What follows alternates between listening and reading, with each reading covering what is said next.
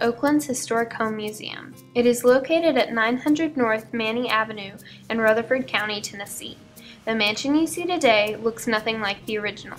Some may find it hard to believe that this historic mansion was once a two-room brick cabin nestled away in Rutherford County.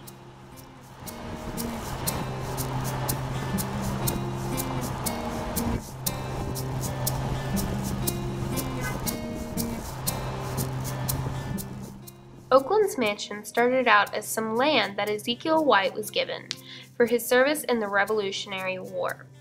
He had no use, however, for land in Tennessee, so he sold it to his commanding officer, Dr. James Manny, whom was married at the time to Sally Murphy Manny.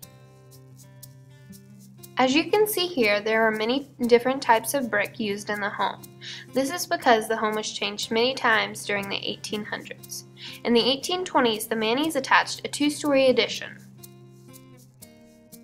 Sadly, soon thereafter, Sally Manny died, leaving Oakland's to Rachel Adeline Cannon Manny, who was his son's, Louis Manny's, wife at the time. He did this because Louis Manny was very sick with tuberculosis. Louis and Adeline worked for 3 years to bring this home to its grand splendor.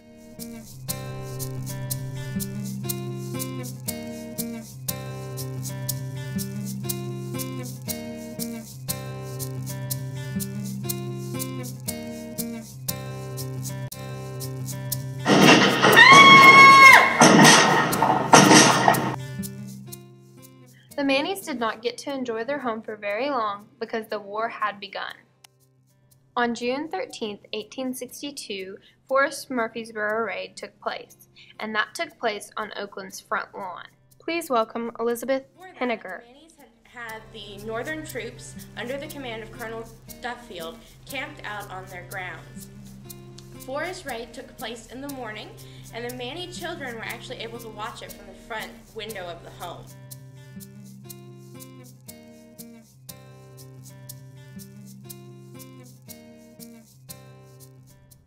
As a reaction to the end of the war, the Mannys had no slaves, and this eliminated their main source of income. To stay afloat, the Mannys sold whatever land possible, including the land that made Manny's Addition the first Murfreesboro subdivision. This is a map of Oakland's plantation. This map gives you a good idea of where everything was on the plantation.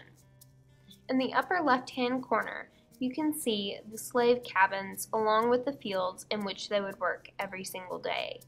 Soon, the Manny family would lose everything you see here, including the slaves that they had once owned.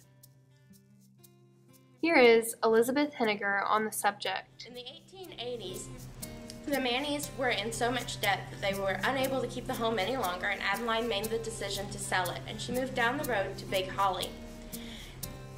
The people who bought the home were the Darrow family, and they lived in it through the early 1900s. The family that bought the house from the Darrow family was the Roberts family, and they sold it to the Jetton family. Unfortunately, the Jetton family could find no one to buy the house from them. In the 1950s, the home was vandalized and desiccated almost to the point of ruin, until a local realtor came by and bought the house. The real estate agent was stuck with this house until the city found it. The city gladly bought this land because they planned to use it for low-income housing. On the other side of this fence lies Oakland Mansion. This gives you an idea of how close the housing got. It is 20 feet away from the historic home. This is a picture from the historic book Hearthstones.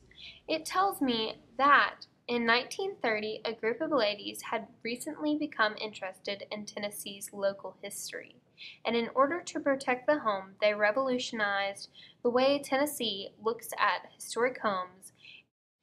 The group repaired most of the house themselves. In here, you can see all of these rooms were refurbished and changed to their original state. Even some of the mantels were found across town and repositioned onto the wall. Most of the crown molding on this arch had to be redone, except for one side. So it's a mystery which side is the original.